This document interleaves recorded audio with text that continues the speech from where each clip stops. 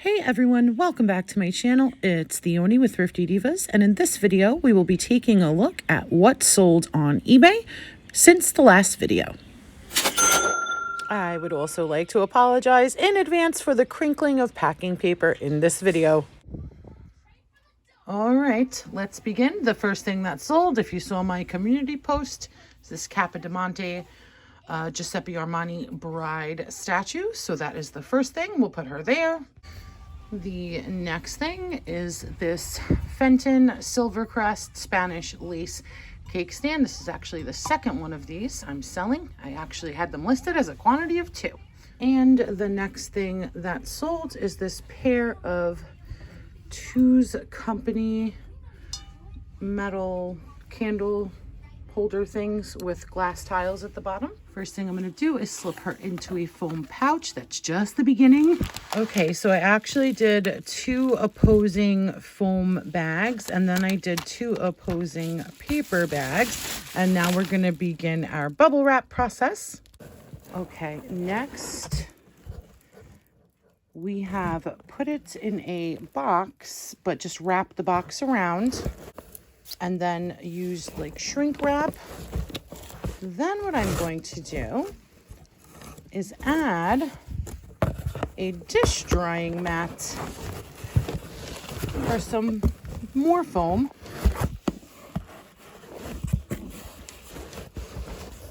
All right, and now we need tons of air, pillows, and packing paper, as you could imagine. So I'm going to go ahead and do that.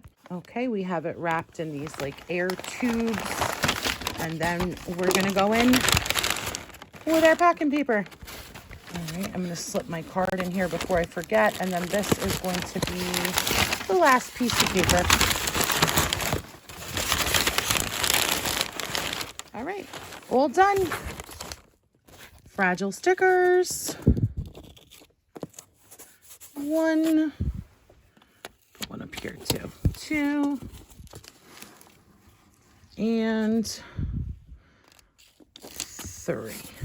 All right, all done. All right, first thing we're gonna do is tons and tons of bubble wrap.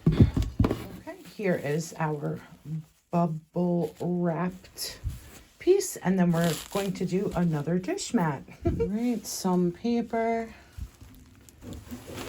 the item, and we're gonna do air pillows and more paper. Okay, we have air pillows all around the perimeter. My card is in here, and then paper filling up all the empty space. We're good. We're gonna close this one up too. All right, we have our fragile stickers on and our label. One more to go right now. All right, on the next ones, the first thing we're gonna do is put the glass tiles into foam pouches. All right, we got the 2 in there. Some paper. Here are the wrapped tiles that we're going to slip in here safely, and just put a whole bunch of paper in here so it doesn't all shake around. Now these are actually very tricky because all of their edges are like sharp, and I don't want them, if I can help it, poking through the box, because that's really going to mess things up. So I'm trying to protect all of their sharp edges as much as I can. We're going to need a little more here. I think I'm going to just throw some bubble wrap on top. So we'll just put that on top, and that should be good. So these 3 are what are going out right now. We'll see if I come back with some more, or if we'll end this video here. All right, we are back with 4 more orders for this video. So the first thing that sold is this Incole stone purple carved trinket box. We are just going to go ahead and wrap this. We're not going to pull today. We're just going to wrap as we go. So this is the first thing. First thing, I'm going to start with my foam pouch. You guys know how much I love my foam pouches, so we're going to start off with that as the first step. All right, so this is the foam pouch, and then I wrapped it really tightly with shipping cellophane because My biggest concern was it opening and closing on itself since it has a hinged lid and chipping that way. So now we're good to go on the foundation, and we're just going to do some more foam and then tons of bubble wrap. So we did one layer of the pink foam sheets that I have, and then this bubble wrap, and that's it. And it should squish nicely into the box where I won't even need packing paper on this. Yep, perfect. No need for packing paper. We'll just seal this up and we're done. Next in here, we have this little vintage wrench kits. I think those are little engine wrenches if I'm not mistaken, but we finally sold that. For this one, I'm just going to take foam and roll it up. The foam is so that they don't mess each other up, the actual wrenches. You'll see what I mean in just a sec. So I covered it in foam and then rolled it with the foam in there. And now we're just going to throw that into a padded mailer. Okay. My card, and put it into the padded mailer. All set. The next thing going out is this vintage, oops, that's not right. There we go. This vintage card box. I did take pictures of the scratches, and I also did take pictures that one of the little wooden rails is missing on this side. But, oop, that fell out too.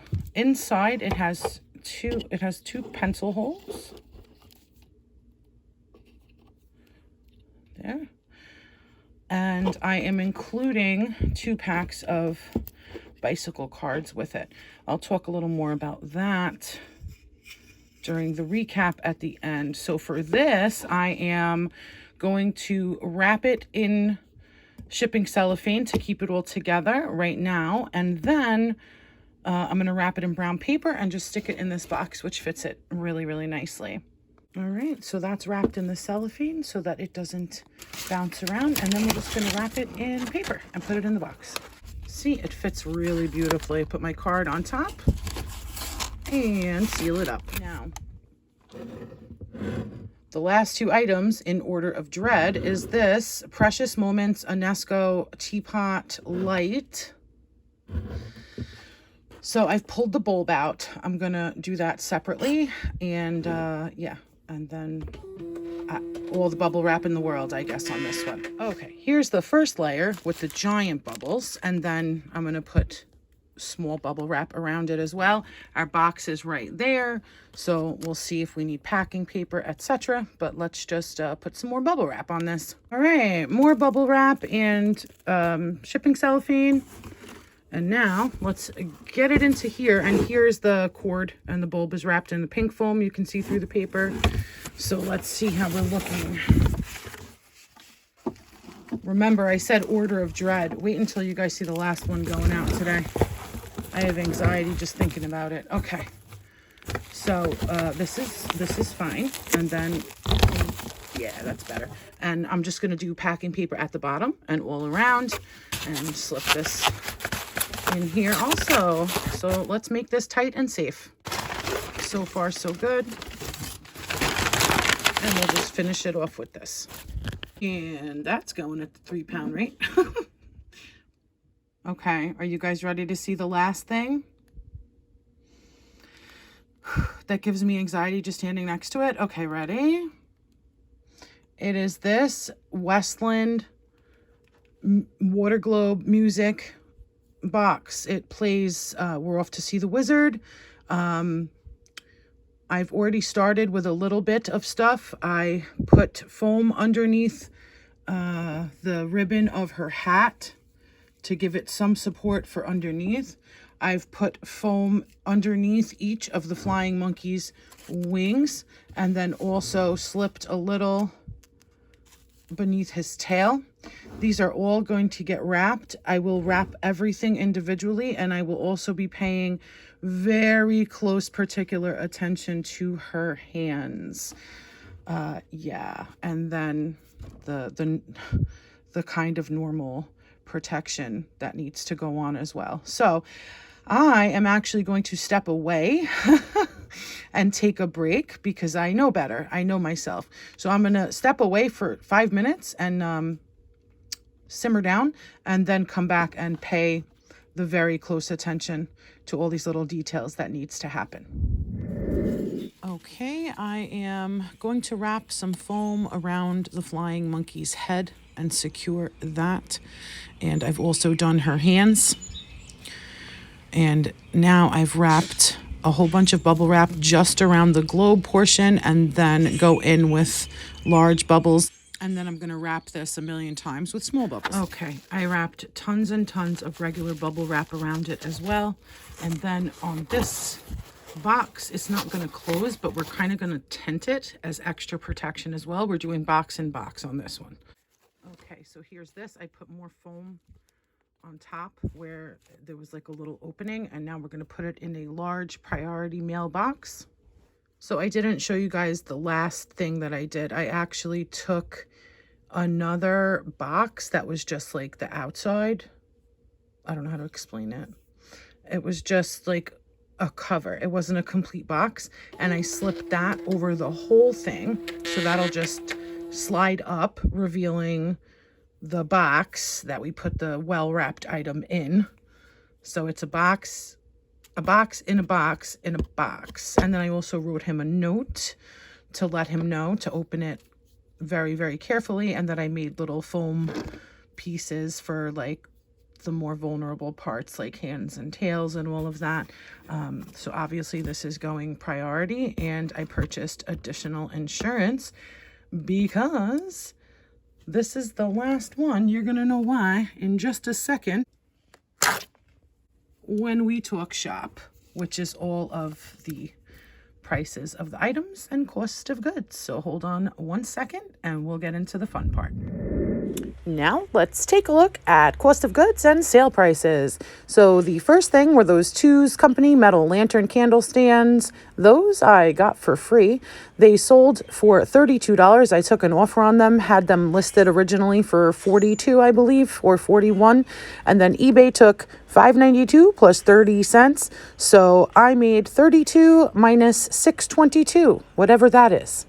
The next item is this Fenton cake stand. I paid, I think, $8.50 for it. eBay took $10.49. So my profit was $58.99 minus like $19. So $40, I believe, is the math on that. The next item is this Capodimonte Giuseppe Armani figurine. Now, if you watched when I hauled it, I paid $20 for this. I listed it probably extremely too low because it sold in 10 minutes for asking price, which was $169 plus shipping. Now, I priced it because I thought it was a specialized piece since it was a bride, but I know some of these can go for $450, $1,000. So I don't know. But the 10-minute sale is telling me I probably priced it way too low. However, I still made $25.95 plus 20, so $45.95 minus the $169 was my profit on this item. So $46 minus $169, whatever the math is on that, was the profit on this item. Next up, we have this Incole stone trinket box. I paid $2.99 for it. I had it listed for $24.95, I believe. I took an offer for $20, and then eBay took $4.14. So $7.14 minus $20 was my profit on this, and they did also pay shipping, the buyer. Next up, this Nesco Precious Moments lighted teapot lamp. I did pay $5 for this, and it sold for full asking price of $23.99 plus shipping.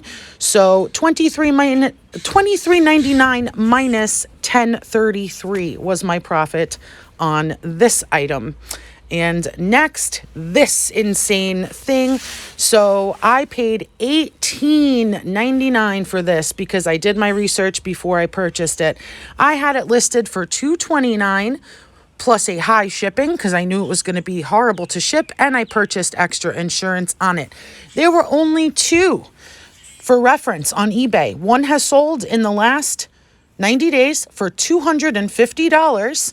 but it did have a broken and repaired tail on the Flying Monkey. There's another one currently listed for the same price of $250, and it has water loss. It has about 1.5 inches of water missing from the top of that globe. So I priced mine competitively at $229 plus the shipping. And somebody showed interest in it almost right away, asked what's the lowest I'd go. I said, it's hard to tell. I just listed it today. And then the next morning, they must have really wanted it. So they made an offer to me for $175. I countered with $185, and they took it immediately and paid immediately. So $19 plus eBay took $30.19. So figure $50 out of that $185 sales price was my profit on that. So about $135. On this item, I paid $2, but then I also threw in 2 packs of sealed bicycle playing cards that I had in my house. So I don't know how much those cost me at the time that I purchased them, but I threw them in here to just make it a little more appealing. And it did sell for $19.99 plus shipping. And as you can see here, eBay took $407 of that sales price. And next up, we have this. Now, this I purchased in a bag lot from the thrift store. So you're probably looking at about maybe $1 cost on that since it was with other things. So it sold for $16.99 plus shipping. eBay took $331. So say $16.99 minus $431 was my profit on this item. I'm going to make sure to have a calculator with me next time I film this video so I can do the math for you. But I also want to bring up something else. So I started doing it this way because a lot of people were asking about the eBay fees specifically. So now I'm showing them all to you. And many of you were shocked in the comments of last week's video that they also take their fee based upon the shipping cost as well. Well, guess what? If you look at the math on some of these, they take it from the tax collected as well. So it's that total amount of tax, shipping, and sales price that they're basing their final fee upon. Yeah, so it got even worse, huh? All right. That's going to wrap up this video, and I'll be back around next week for another one. If you enjoyed this video, make sure to subscribe, join the channel. We'd greatly appreciate it. And until the next video, stay blessed, my friends. I love each and every one of you.